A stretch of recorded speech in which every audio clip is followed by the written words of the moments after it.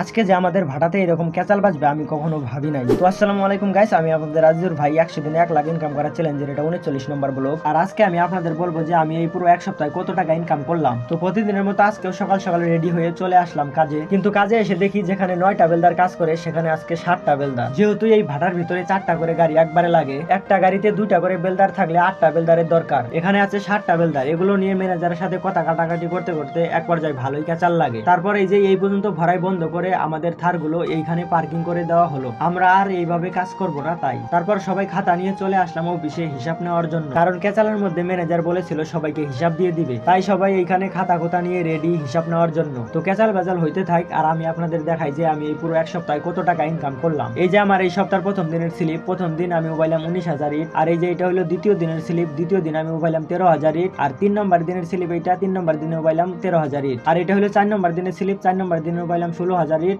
আর এটা 5 নম্বর দিনের স্লিপ, 5 নম্বর দিনে মোবাইলাম 14,000 ইট। আর এটা হলো লাস্ট 6 নম্বর দিনের স্লিপ, 6 নম্বর দিনে মোবাইলাম 16,000 ইট। টোটাল আমি মোবাইলাম এই সপ্তাহে 91,000 ইট। আর 1,000 ইট মোবাইলে আমাকে কত টাকা দেয়, এই টাকা আমরা কিভাবে ভাগাভাগি করে নেই তা তো আপনারা এর আগের ব্লগ গুলোতে দেখেছেনই। যদি না দেখে থাকেন তাহলে দেখে নেবেন। তো আজকের ব্লগটা এই পর্যন্তই, দেখা হচ্ছে 40 নম্বর ব্লগে। আর ক্যাচাল ভেজাল কত দূর কি হলো এরপরে ব্লগে বলে দিব।